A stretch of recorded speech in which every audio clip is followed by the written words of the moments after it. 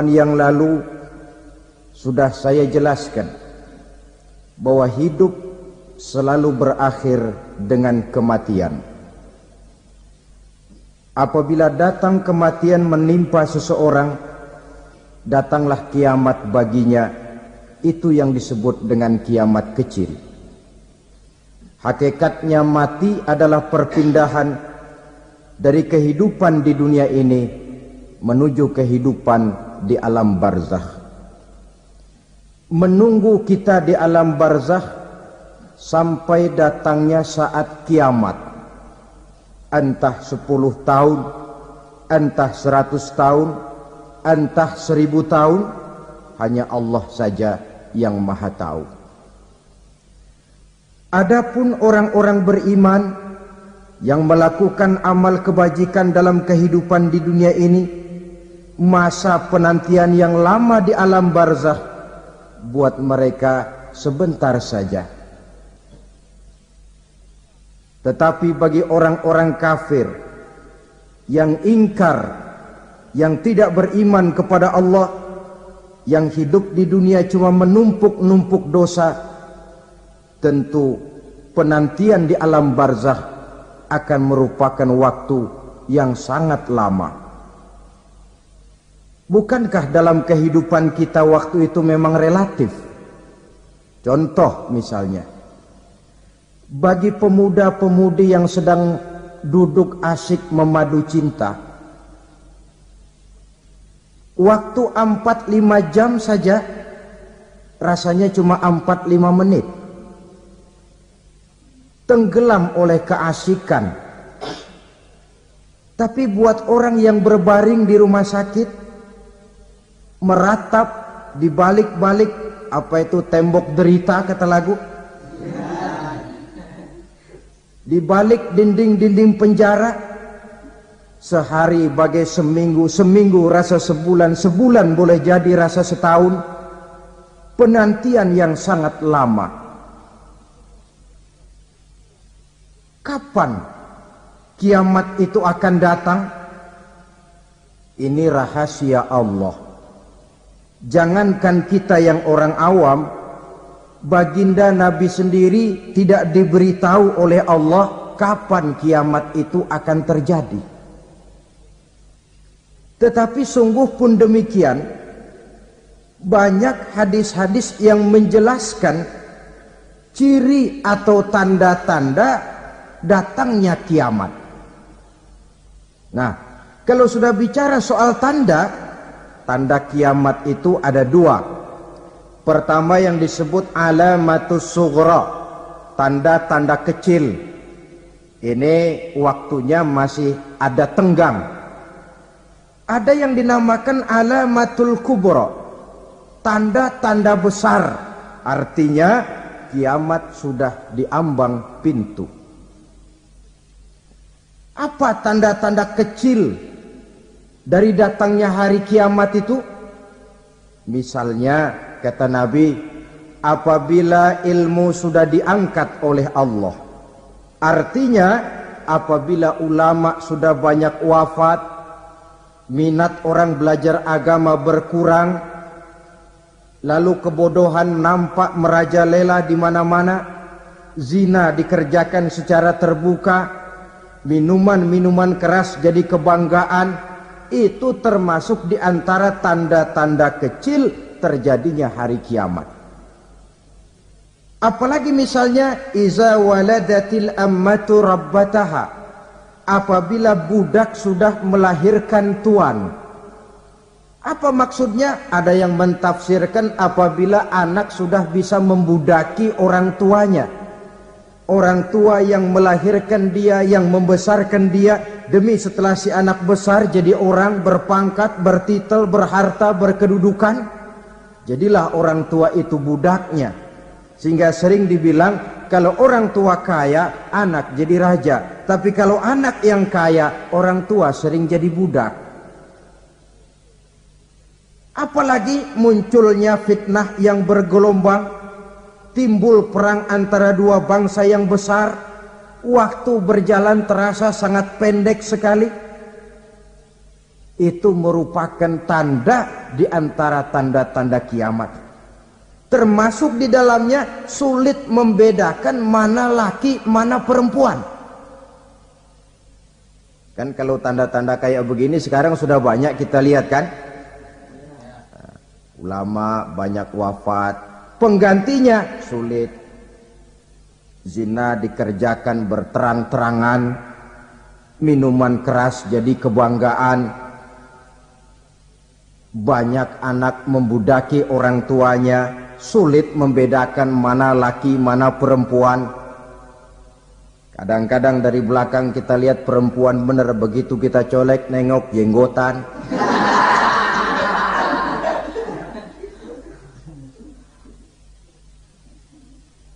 Ini termasuk tanda-tanda kecil, masih ada tenggang sampai akan terjadinya kiamat itu. Nah, yang dimaksud dengan tanda-tanda besar, ini tanda besar artinya kiamat sudah di ambang pintu. Pertama, matahari terbit dari sebelah barat. Apabila matahari sudah terbit dari arah sebelah barat, tertutuplah sudah pintu taubat. Bersabda Nabi kita, la taqumus sa'atu hatta tatlu'a syamsu min maghribiha. Tidak akan datang hari kiamat sampai matahari terbit dari arah sebelah barat. Fa iza tala'at, manakala matahari telah terbit dari arah sebelah barat, wa ra'ahan nasu, manusia banyak menyaksikan itu, amanu ajma'un, mereka pun lalu beriman. Yang tadinya kafir, yang tadinya ingkar, yang tadinya membangkang, setelah melihat matahari terbit dari sebelah barat, buru-buru beriman, berlomba-lomba mengucap 2 kalimat syahadat. Tapi apa yang terjadi? Kata Nabi, wadzalika hina la yanfa'u nafsan imanuha lam takun amanat min qabl. Hari itu adalah hari yang iman sudah tidak berguna lagi bagi seseorang apabila sebelumnya memang dia tidak pernah beriman. Au kasabat fi imaniha khaira, atau beriman tetapi tidak pernah melakukan kebajikan di dalam keimanannya itu. Hari yang sudah kasib, hari yang sudah terlambat, beriman tidak akan ada gunanya lagi. Ini pelajaran buat kita. Sebelum sang surya terbit dari sebelah barat, sebelum nafas sampai di tenggorokan, artinya pintu taubat masih terbuka. Kalau 2 hal itu sudah terwujud, nafas sudah sampai di kerongkongan atau matahari sudah terbit dari arah sebelah barat, tertutuplah sudah pintu taubat. Tak ada lagi gunanya pangkat, jabatan, harta, bahkan beriman pun dalam suasana macam itu. Too late, kata orang Kulon. Sudah terlambat. Matahari terbit dari arah sebelah barat. Itu tanda besar, artinya kiamat sudah di ambang pintu. Lalu apalagi tanda besar? Munculnya Dajjal. Dajjal artinya pendusta-pendusta yang menyesatkan manusia. Ada 2 macam Dajjal, saudara. Ada Dajjal kecil. Ini Dajjal kelas teri. Kalau ini sejak zaman Rasulullah sudah ada itu. Tiap zaman ada. Di zaman Rasulullah misalnya ada yang bernama Aswad al-Unsi dari Yaman. Ada yang namanya Musailamah al-Kazzab dari Yamamah. Ada yang namanya Ibnu Sayyad dari Madinah. Ini Dajjal di zaman Rasul. Musailamatul Kazzab memproklamirkan diri jadi nabi dia. Di zaman Rasul masih hidup. Ini Dajjal zaman Nabi. Di zaman sahabat muncul Dajjal. Di zaman kita sekarang ini Dajjal pun gentayangan. Dajjal kelas teri. Kerjanya mendustakan manusia, menyesatkan manusia, memalingkan manusia dari jalan yang benar dan diridhoi oleh Allah Subhanahu wa taala. Adapun yang merupakan tanda besar dari datangnya kiamat, dajjal-dajjal kelas kakap, pembohong-pembohong besar yang menyesatkan masyarakat manusia berpaling dari jalan Allah mengikuti jalan mereka. Apa sih ciri dajjal itu? Kata Nabi dalam hadis Bukhari Muslim, innad dajjala, sesungguhnya yang namanya dajjal itu yakhruju, satu saat akan muncul mendekati hari kiamat, wa inna ma'ahu ma'an, si dajjal ini membawa air, wa naran, dan juga membawa api. Dua simbol. Di tangan yang satu dia bawa air, di tangan yang satu dia bawa api.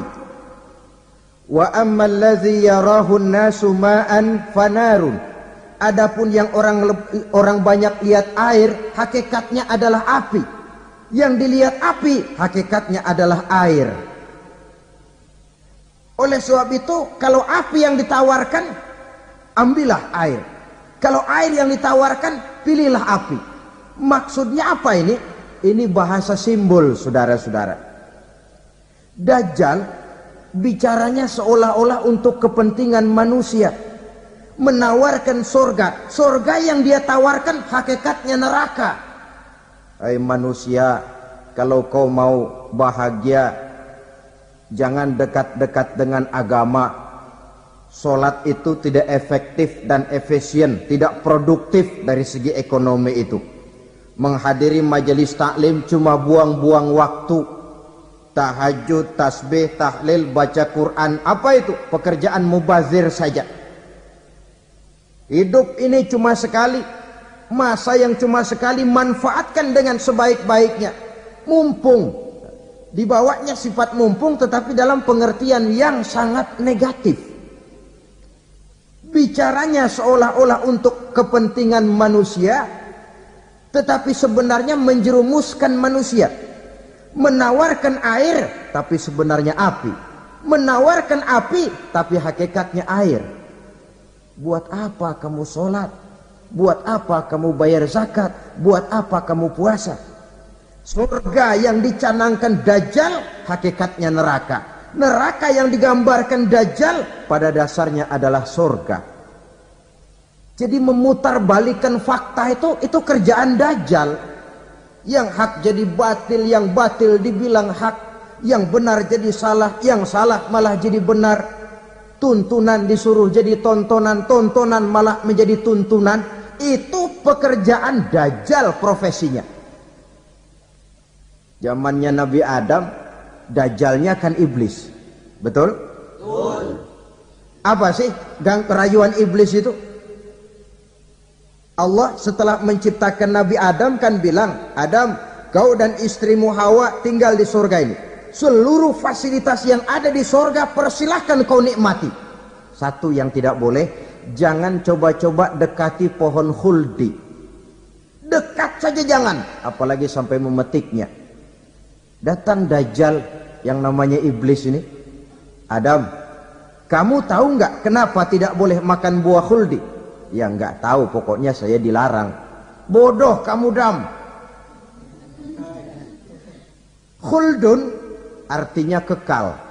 Kalau kamu makan itu buah, kau akan kekal di surga buat selamanya. Allah tidak kepengen, maka dilarang kamu makan buah khuldi. Kalau kau ingin kekal di surga Adam, makan saja.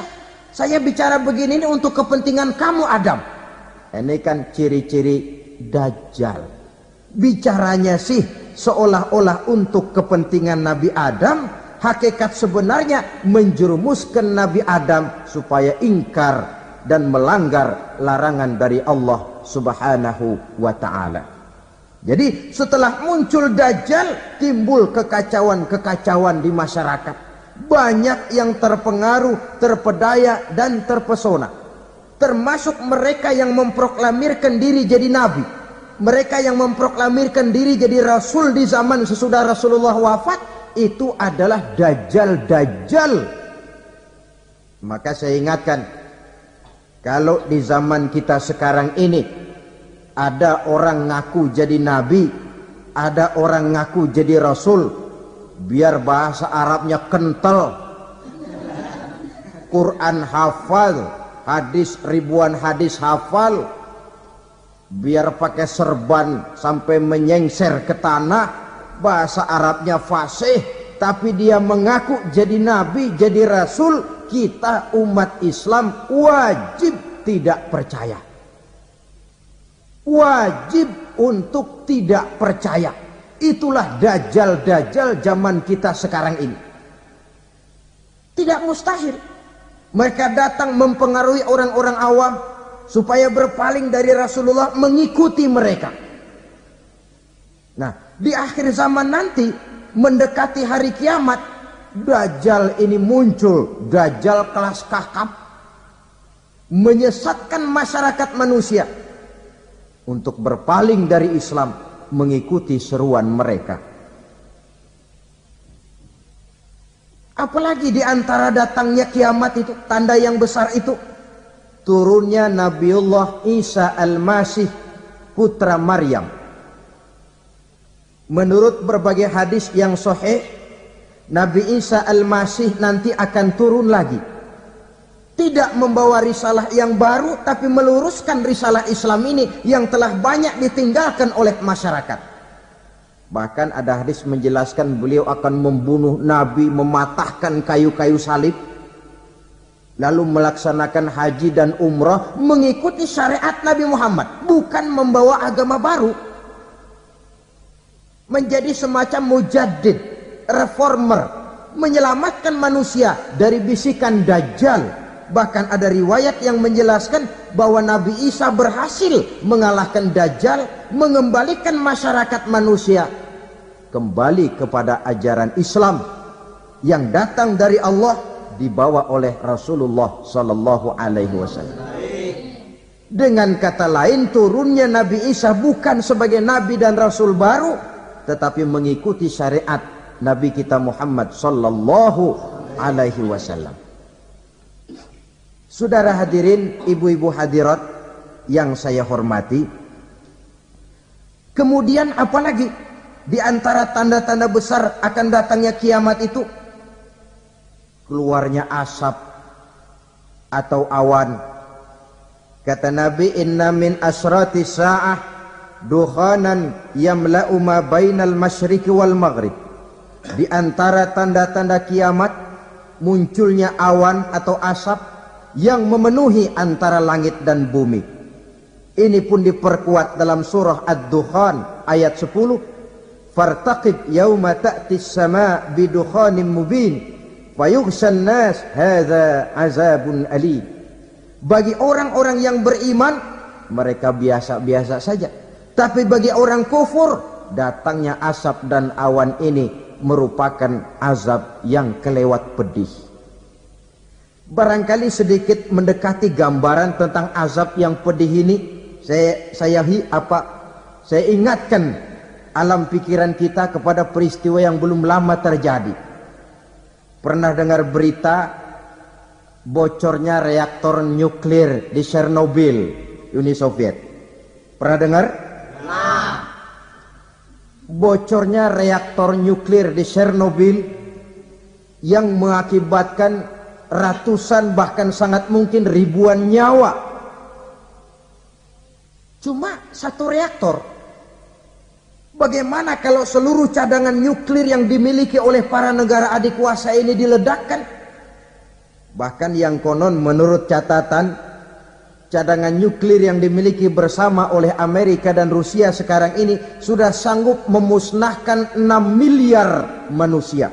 1,5 kali lebih banyak dari jumlah manusia yang nongkrong di permukaan bumi ini.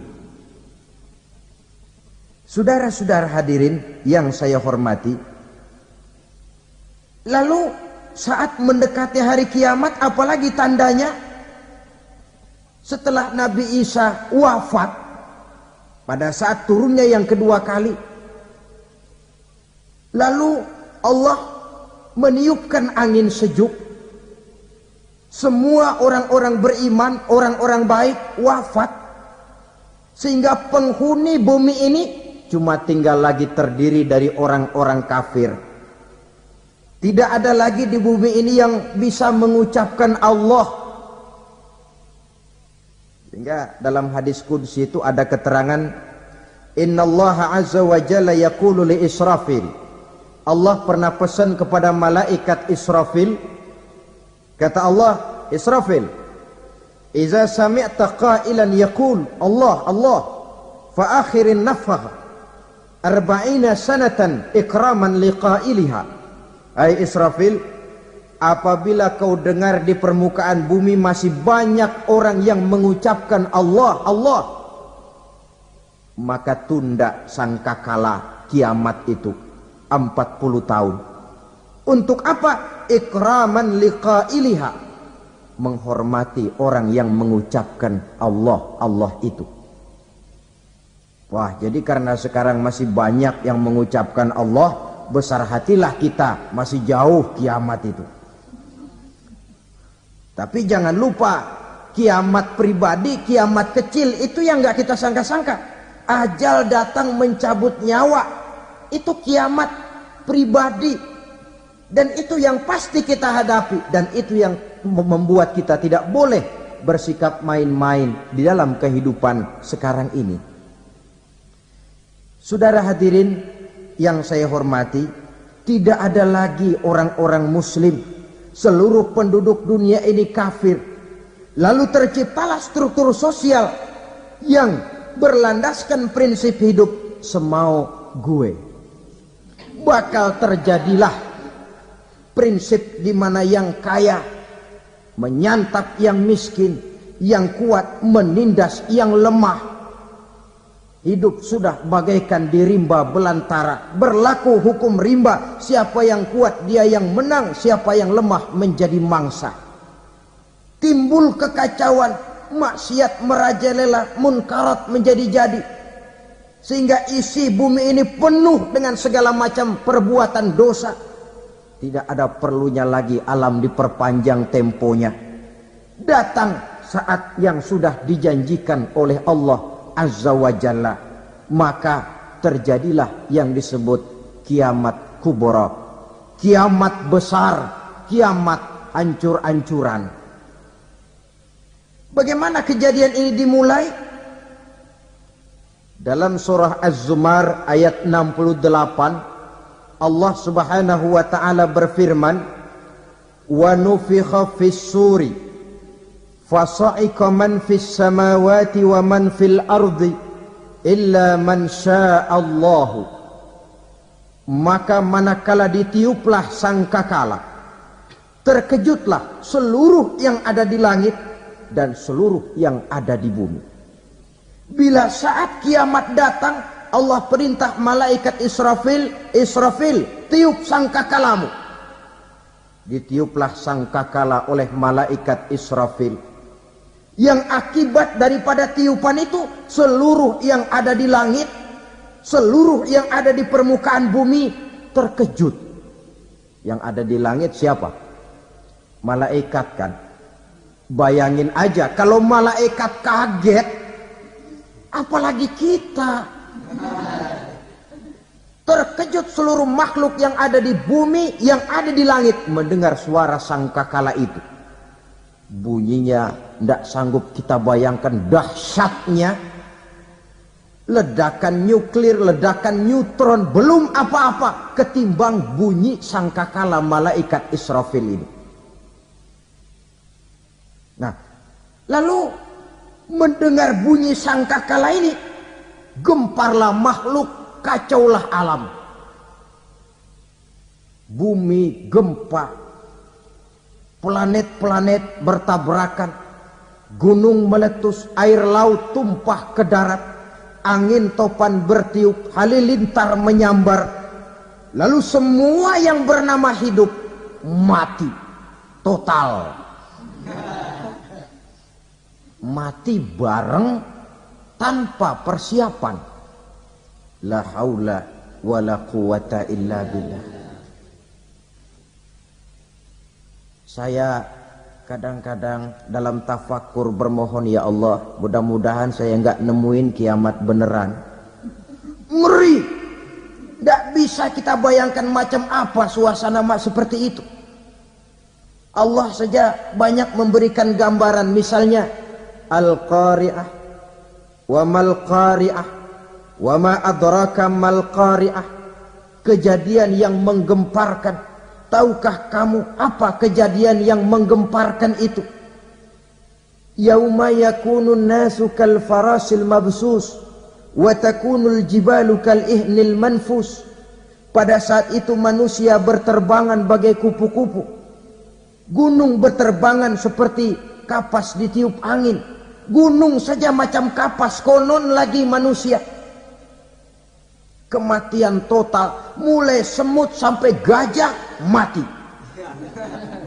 jin mati, iblis mati, malaikat mati. Malaikat saja mati. Saudara hadirin yang saya hormati, kematian total yang tanpa persiapan. Orang bilang, Pak, kalau mati bareng begitu yang repot malaikat maut dong ya. Cabut sana, cabut sini. Itu kalau menurut logika kita, mestinya begitu menurut logika. Tapi logika juga yang bilang nggak perlu serepot itu. Sebab untuk mematikan listrik di wilayah DKI, di wilayah Jakarta, nggak perlu tiap rumah didatengin matiin, ya lama. Cukup dari kantor pusatnya saja PLN tekan satu tombol, gelaplah seluruh Jakarta. Saudara hadirin yang saya hormati, kematian total. Lalu setelah kematian total, planet-planet juga mati, dalam arti tidak bergerak dan beredar. Angin mati, dalam arti tidak bertiup. Air mati, dalam arti tidak ada riak gelombang. Pokoknya semua mati. Kullu nafsin za'iqatul maut, semua yang bernafas mati. Dalam ayat lain, kullu man 'alaiha fan, semua yang ada di permukaan bumi fana. Yang kekal cuma Allah Subhanahu wa ta'ala. Yang paling belakang mati malaikat maut dan malaikat Israfil. Tapi mati juga sesuai dengan janji Allah. Menurut hadis Bukhari Muslim dari Abi Hurairah, masa tenggang waktu antara kematian total pada tiupan sangkakala pertama dengan proses kebangkitan pada tiupan sangkakala kedua 40 lamanya. Tidak dijelaskan oleh Abi Hurairah 40 jam, apa 40 hari, apa 40 tahun. Hadis-hadis cuma menyebutkan 40 saja. Sunyi alam, yang tinggal cuma Allah saja lagi. Ketika itu Allah berseru-seru, katanya, limanil mulkul yauma. Siapa para penguasa hari ini? Mana itu raja-raja dan penguasa yang dulu mengaku jadi Tuhan? Fir'aun. Mana Fir'aun sekarang? Yang dulu jadi raja, merasa berhasil, sombong, lalu tidak mau turun-turun dari kekuasaannya, sampai kepada puncak kekurang ajarannya mengangkat diri jadi Tuhan. Mana itu Fir'aun? Namrus. Mana sekarang Namrus? La ilaha illa ana. Ternyata tidak ada Tuhan lain selain daripada aku, kata Allah. Proses kemudian, saudara-saudara, turunlah hujan dari langit. 40 lamanya hujan itu. Tidak jelas juga 40 jam apa 40 hari. Setelah air turun membasahi, datanglah tiupan sangkakala yang kedua. Semua yang bernama mati bangkit dari kuburnya masing-masing. Ini yang disebut yaumul ba'tsi, hari kebangkitan.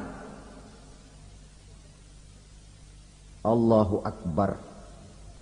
Pada saat kita bangkit dari kubur kita masing-masing, kumpul di padang mahsyar namanya. Bayangin aja, saya sendiri nggak sanggup bayangin. Manusia sejak zaman Adam sampai zaman kiamat kumpul bareng di tempat sama. Berapa banyaknya itu?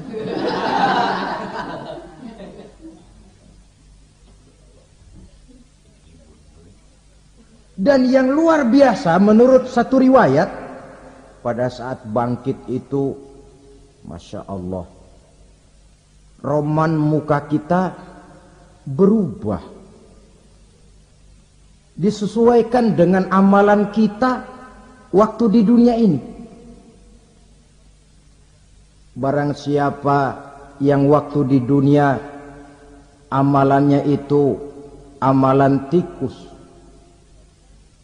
di akhirat nanti dia bangkit dari kubur, mukanya seperti muka tikus. Gagah betul badannya, tapi mukanya seperti tikus. Kenapa? Amalannya waktu di dunia seperti amalan tikus. Apa amalan tikus itu? Suka ngegeragoti barang yang sudah disimpan rapi-rapi. Orang sudah simpan uang rapi-rapi, simpan perhiasan rapi-rapi, digeragoti oleh tikus. Maling-maling, pencoleng-pencoleng, koruptor-koruptor, itu nanti di akhirat nanti kita lihat mukanya seperti muka tikus. Oh, ini waktu di dunia suka nyolong, mukanya seperti muka tikus. Barang siapa yang waktu di dunia ini amalannya itu amalan macan, dia akan bangkit nanti mukanya seperti muka macan. Apa amalan macan? Macan itu amalannya menang-menangan. Orang yang mau menang saja nggak mau mengalah. Coba lihat di hutan, kenal hutan nggak? Di hutan, raja hutan di mana-mana pasti macan. Betul kan? Betul.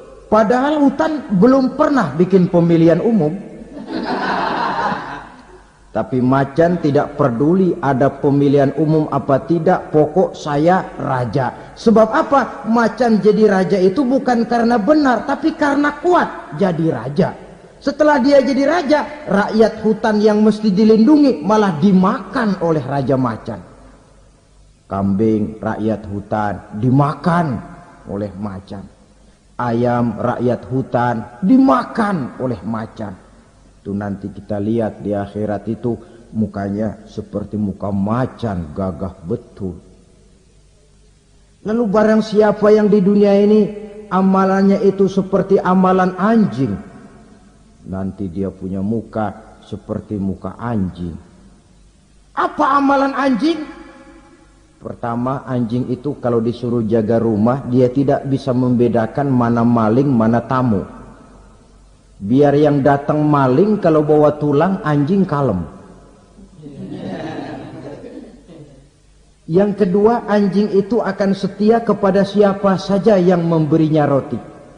Siapa yang memberinya roti, itulah majikannya. Apa kata majikannya, pasti dia laksanakan. Soal benar atau salah, dia tidak peduli. Setelah anjing dapat roti, dia tidak punya pilihan lain kecuali bilang, abdi mah kumaha juragan wae ayeuna mah.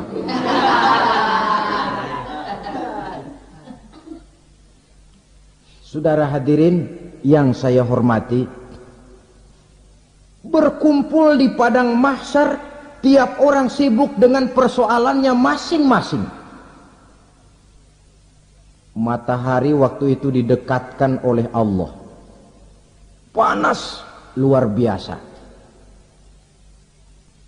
Ada yang saking panasnya itu mencucurkan peluh keringat sampai sebatas mata kakinya, ada yang keringatnya sampai sedengkulnya, ada yang keringatnya sampai sepusatnya, ada yang keringatnya mengalir sampai sebahunya, ada yang kelelap oleh keringatnya sendiri, sementara orang di sampingnya nggak apa-apa.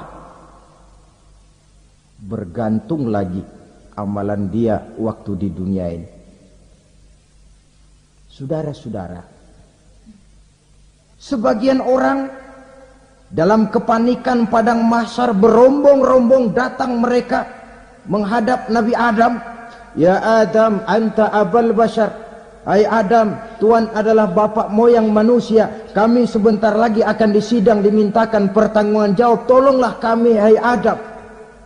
Kata Nabi Adam, jangankan nolongin sampean, saya sendiri tanggung jawab di hadapan Allah ketika dulu tidak boleh makan khuldi, saya serobot.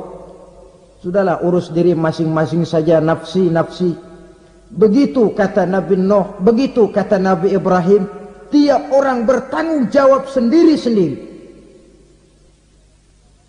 Ketika itulah saudara-saudara, nikmatnya menjadi umat Nabi besar Muhammad sallallahu alaihi wasallam. Sebab apa? Walaupun menurut abjad kita ini umat paling belakang, karena paling belakang kita ini toh, karena Nabi Muhammad adalah Nabi akhir, tapi akan dihisap lebih dulu, lewat di atas sirat lebih dulu, masuk surga lebih dahulu ketimbang umat-umat belakangan. Ketika Rasul mendekati ajal, beliau tanyakan itu kepada malaikat Jibril. Malaikat Jibril berkata, Muhammad jangan khawatir, Allah sudah berjanji, inni haramtul jannata ala sairil anbiya hatta tadkhulaha anta wa haramtuha ala sairil umami hatta tadkhulaha ummatuka. Surga aku haramkan buat seluruh nabi kecuali kalau engkau Muhammad sudah masuk ke dalamnya, dan surga aku haramkan buat seluruh umat kecuali kalau umatmu Muhammad sudah masuk ke dalamnya. Logikanya, walaupun menurut abjad kita umat paling belakang, bakal dihisap paling dulu, lewat di atas sirat paling dulu, masuk surga paling dulu, kalau mampir ke neraka juga paling dulu. Ya resiko. Jangan mau enaknya aja paling dulu. Saudara hadirin yang saya hormati,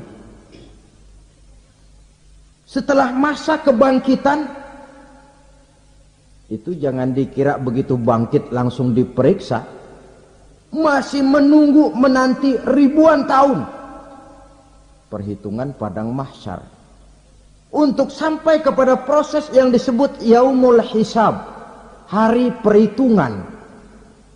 Seorang demi seorang bakal dipanggil. Bayangkan saja, kita se-RT saja di absen, kadang-kadang perlu waktu lama. Ini manusia sejak zaman Nabi Adam sampai datang hari kiamat, satu demi satu disidang di hadapan Qadhi Rabbul Jalil. Status sosial copot sudah waktu itu. Yang pernah jadi hartawan di situ tidak lagi kelihatan kehartawanannya. Yang pernah jadi jenderal tidak lagi dipanggil jenderalnya. Yang ustadz tidak lagi dipanggil al-mukarramnya. Seluruh status sosial selesai. Dipanggillah kita seorang demi seorang menghadap Qadhi Rabbul Jalil. Bagaimana proses penghisaban itu? Pertama, proses tanya jawab. Di antaranya ada hadis menyatakan, lan tazula qadama 'abdin yaumal qiyamah hatta yus'ala an arba'i khisalin. Besok di hari kiamat tidak akan bergeser telapak kaki seorang hamba sampai dia ditanya lebih dulu tentang 4 persoalan. Tentang ilmunya. Kemana ilmu itu diamalkan? Tentang umurnya. Di mana umur itu dihabiskan? Tentang masa mudanya. Kemana masa muda itu dipakai? Tentang hartanya. Dari mana harta itu didapat dan kemana harta itu dibelanjakan. Ini termasuk proses tanya jawab. Jadi kalau istilah pengadilan dunia, nama, Fulan bin Fulan. Kamu waktu di dunia diberikan umur panjang untuk apa? Pernah mengalami masa muda, kemana kau habiskan masa remajamu? Kau diamanahkan ilmu, dengan apa ilmumu kau amalkan? Kau diberikan harta, dari mana harta kau dapat, kemana kau belanjakan? Tak seorang pun yang bisa mungkir. Sebab apa? Dikala itu yang menjadi saksi bukan orang. Yang menjadi saksi adalah seluruh anggota badan kita. Tangan bicara, kaki jadi saksi terhadap seluruh amalan yang pernah kita kerjakan pada saat kehidupan di alam dunia ini. Selesai proses tanya jawab, lalu diperlihatkan buku catatan kita waktu hidup di dunia ini. Jangan lupa Allah itu menyiapkan 2 superkomputer kepada kita. Sebelah ditempelin sebelah kanan, yang sebelah tempelin di sebelah kiri. Komputer itu namanya Raqib dan Atid. 2 malaikat yang apabila baik kita lakukan, refleks saja akan menulis kebajikan kita. Jahat kita kerjakan, akan tertulis. Catatan itu nanti diperlihatkan kepada kita. Waduh, alangkah malunya pada saat diperlihatkan catatan kita, buku rapot kita merah melulu. Barangkali diperiksa sambil diomelin, brengsek lo. Buku merah melulu begini, bagaimana waktu hidup di dunia? Tidak cukup diperlihatkan buku catatan kehidupan, rekaman kehidupan. Rekaman kehidupan kita secara utuh sejak terlahir sampai ajal datang merenggut nyawa. Barangkali mirip dengan video sekarang ini, di mana terekam dengan baik seluruh kegiatan kita sejak yang sekecil-kecilnya sampai kepada yang sebesar-besarnya. Untuk kemudian kita pun menerima balasan. In khairan fa khairun wa in syarran fa syarrun. Kalau baik ya baik balasannya, kalau jahat ya jahat juga balasannya. Catatan-catatan kita diberikan. Kalau banyak kebajikannya diberikan di tangan kanan dengan cara yang halus. Kalau banyak kejahatannya diberikan dari sebelah kiri atau dilempar dari belakang. Itulah sebabnya sejak di dunia ini kita sudah mohon kepada Allah. Ketika berwudu membasuh tangan kanan, apa kita bilang? Allahumma a'tini kitabi biyamini wa hasibni hisaban yasira. Ya Allah, berikan saya kitab di tangan kanan, dan kalau saya memang perlu dihisap, hisaplah saya yang seringan-ringannya. Tangan kiri berlindung kita kepada Allah. Jangan sampai diberikan kitab di tangan kiri atau dari arah sebelah belakang. Wa a'udzubika an tu'tiya kitabi bishimali aw min wara'i zuhri, dari arah sebelah belakang. Na'udzubillah min dzalik. Setelah selesai lewat proses penghisaban, lewat mizan, timbangan, maka yang sudah selesai dihisab itu bergeraklah menuju sirat, jembatan yang terbentang menuju surga melalui neraka. Saudara-saudara, panjangnya perjalanan sirat itu memakan waktu ratusan tahun. Tetapi orang yang lewat di atas sirat pun macam-macam, bergantung amalannya ketika di dunia ini. Ada yang lewat di atas sirat itu kalbarkil khatib, seperti kilat yang menyambar, lep, sudah sampai dia di surga. Cepat bukan main. Ada yang lewat di atas sirat itu seperti orang lari-lari. Ada yang lewat di atas sirat itu seperti orang jalan biasa. Ada yang sambil merangkak, ada yang sambil ngesor, ada yang sambil gelayutan. Ada yang selamat sampai ke ujung ke surga, ada yang tergelincir jatuh masuk ke dalam neraka, bergantung amalannya dalam kehidupan di dunia sekarang ini. Tiap kita akan melewati yang namanya sirat ini. Saudara-saudara kaum muslimin yang saya hormati, dengan demikian mereka yang selamat melalui sirat sampai ke terminal akhir surga, mereka yang ketika dihisab ternyata banyak kejahatannya daripada kebaikannya, mereka singgah di dalam neraka.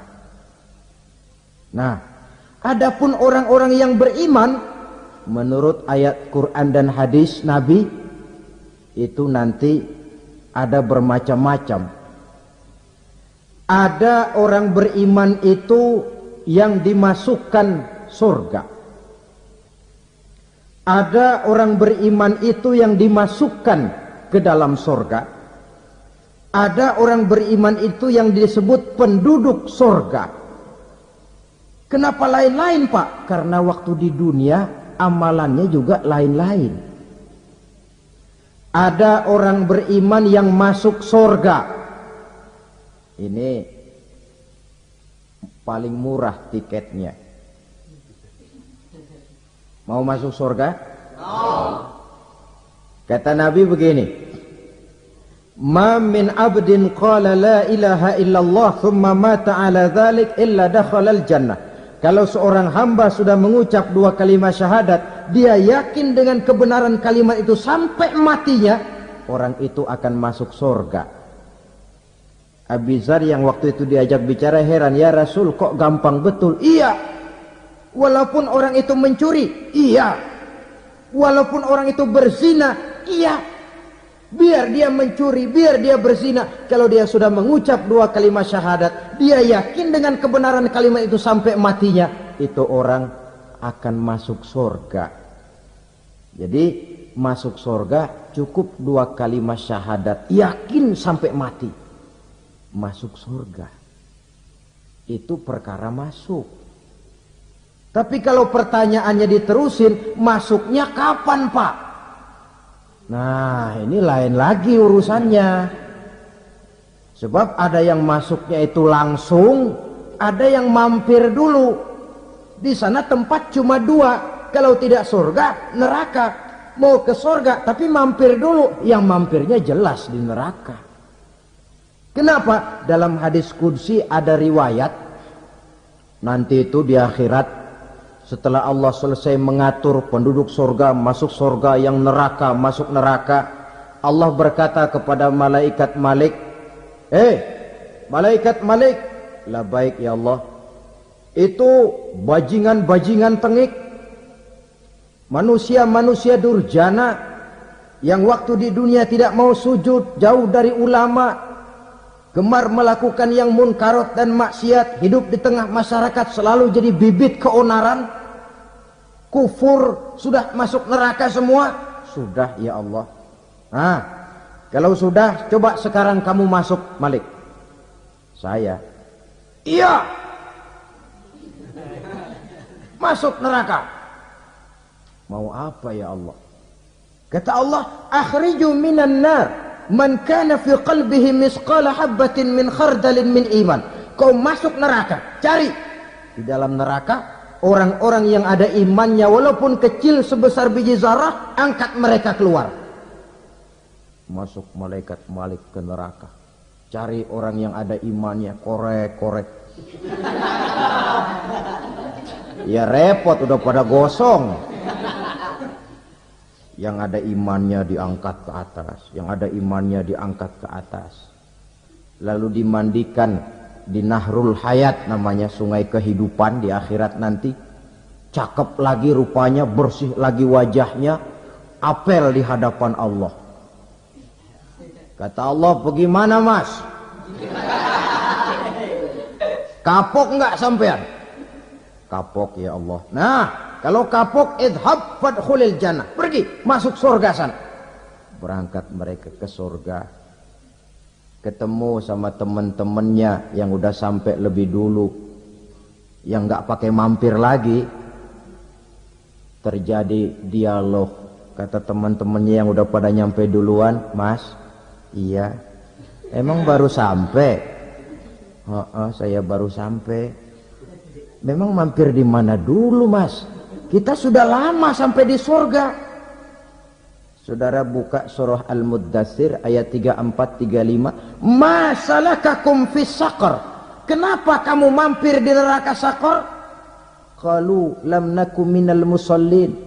Mereka menjawab, kami mampir di neraka Saqar, Mas, gara-gara dulunya kami waktu di dunia tidak pernah sholat. Tidak pernah sholat? Tidak pernah. Kan rumahnya dekat masjid. Cuma dekat doang, Mas. Sholat mah enggak saya. Enggak pernah ngasih makan fakir miskin. Tidak pernah hadir di majelis taklim, pendeknya tidak pernah melakukan kebajikan, maka saya pun mampir di neraka Saqar. Untung betul saya punya iman, Mas, sedikit. Waktu hidup di dunia dulu saya pernah mengucap 2 kalimat syahadat, sekali-kalinya waktu mau kawin. Masya Allah. Untung saja kawin, kalau nggak kawin polos.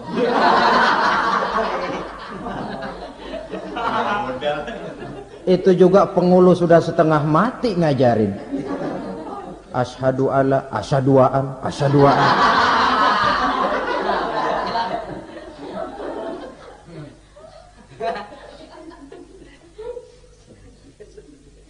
Ini namanya masuk surga, ada mampir dulu. Ada pula orang mukmin itu yang dimasukkan surga. Namanya dimasukkan kan terima beres. Saya masuk ke rumah, jalan sendiri, cari tempat sendiri. Saya dimasukkan ke dalam rumah, terima beres, pokok ada di dalam, itu dimasukkan namanya. Nggak pakai mampir. Tapi tentu tiketnya lebih mahal ketimbang yang pertama tadi. Apa kata Allah? Innal ladzina amanu wa amilus salihat la ukaffiranna anhum sayyi'atihim wa la udkhilannahum jannah. Sesungguhnya orang-orang yang beriman kemudian beramal soleh, kami hapuskan segala dosa dan kesalahannya, kami masukkan mereka ke dalam surga. Lihat ayatnya, Allah yang memasukkan, kita yang dimasukkan. Tidak pakai transit, tidak usah mampir. Cuma tidak cukup syahadat, tidak cukup amanu, tapi diiringi dengan wa'amilus salih. Iman, amal. Tidak cukup syahadat, lalu dibuktikan dia sholat, dia zakat, puasa, lalu dia melakukan berbagai macam kebajikan. Ini yang menyebabkan dia tidak pakai mampir di tempat yang bernama Saqar. Lalu ada pula orang mukmin itu yang disebut penduduk surga. Wah, ini sudah VIP ini. Ashabul jannah, penduduk surga.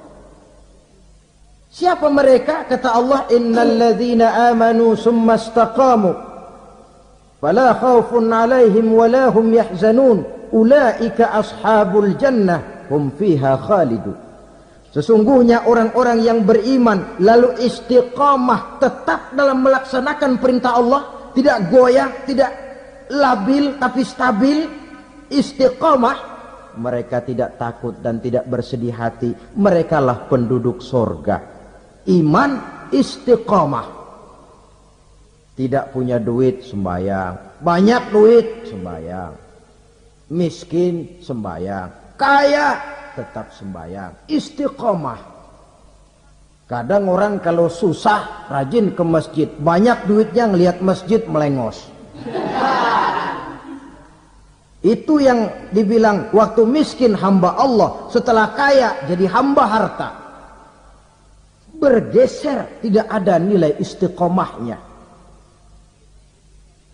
Saudara-saudara, dengan begitu penduduk neraka itu dua. Ada penduduk permanen, ada penduduk yang semi permanen. Yang semi permanen orang-orang beriman yang mempunyai dosa besar. Mereka masuk ke neraka untuk menerima azab sesuai dengan dosanya. Bila selesai masa azab itu, mereka akan diangkat untuk ditempatkan kembali ke dalam surganya Allah subhanahu wa ta'ala. Nah, dikala itulah saudara-saudara ada yang disebut syafaat dari Rasulullah Sallallahu Alaihi Wasallam.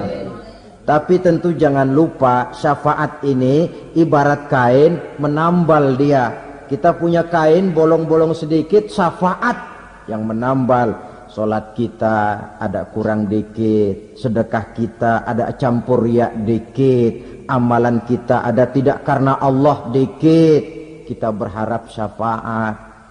Jadi biarlah kain masih bolong-bolong, yang penting punya kain. Tapi kalau kainnya tidak ada, yang ditambal apanya? Solat tidak, puasa tidak, zakat tidak, berharap syafaat saja. Ya, terlalu berlebihan itu. Saudara hadirin yang saya hormati, apabila selesai proses penghisaban, proses penghitungan, maka dikala itulah manusia terbagi dalam dua kelompok besar. Fariqun fil jannah wa fariqun fis sa'ir. Sekelompok orang-orang beruntung yang masuk ke dalam surga, dan sekelompok lagi masuk ke dalam neraka. Akan memakan waktu untuk menceritakan sifat surga dan neraka, tapi insya Allah pada kesempatan pertemuan lain saya sampaikan. Namun sebagai gambaran umum cukuplah saya sampaikan sebuah hadis qudsi. Allah jelaskan, a'dadtu li'ibadiyas salihin ma la aynun ra'at wa la uzunun sami'at wa la khatara fi qalbil bashar. Aku sediakan buat hamba-hambaku yang soleh, yang tidak pernah terlihat oleh mata, tidak pernah terdengar oleh telinga, dan belum pernah terdetik dalam hati manusia. Jadi kenikmatan surga belum pernah dilihat mata, belum pernah didengar telinga, belum pernah terdetik dalam hati. Pedihnya azab neraka belum pernah terlihat mata, belum pernah terdengar telinga, belum pernah terdetik dalam hati. Saudara hadirin yang saya hormati, oleh karena itu sebagai uraian akhir daripada kiamat ini, marilah sama-sama kita memanfaatkan hidup dengan sebaik-baiknya, supaya jangan timbul penyesalan di hari kemudian nanti. Mudah-mudahan kita seluruhnya diselamatkan Allah dari azab neraka dan mendapat surga dan ridhonya. Sekian dan demikianlah pertemuan kita kali ini. Terima kasih banyak atas segala perhatian. Mohon maaf atas segala kekurangan. Usikum wa nafsi bitaqwallah. Wassalamualaikum. Assalamualaikum warahmatullahi wabarakatuh. Di sini saya akan melihatkan umpan-umpan saya yang digunakan untuk mengcasting gabus. Nah, di sini pertama ada soprok ya.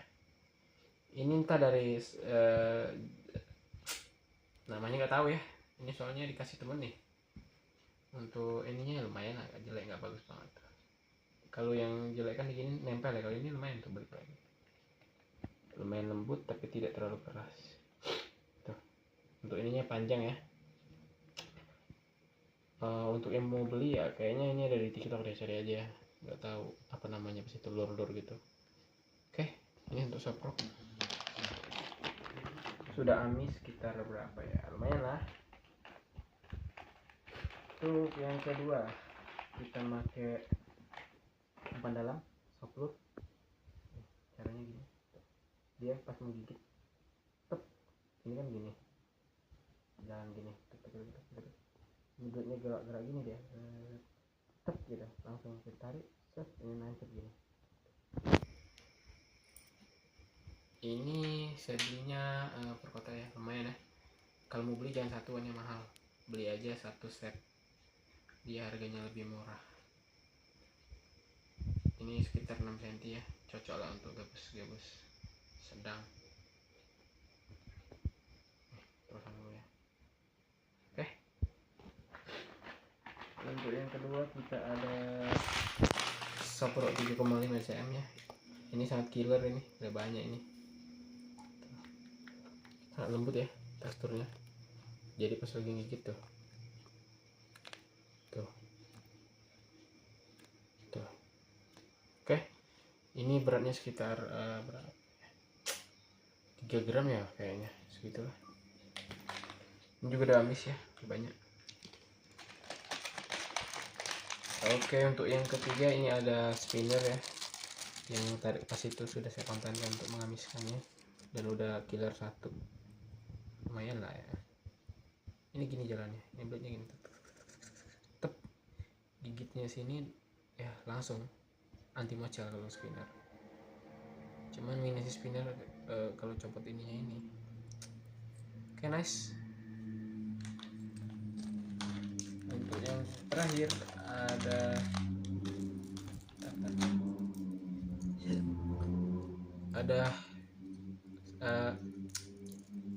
Mino ya, Mino yang berbentuk ikan wader, kayaknya wader kayak bukan, nggak tahu, pokoknya wader.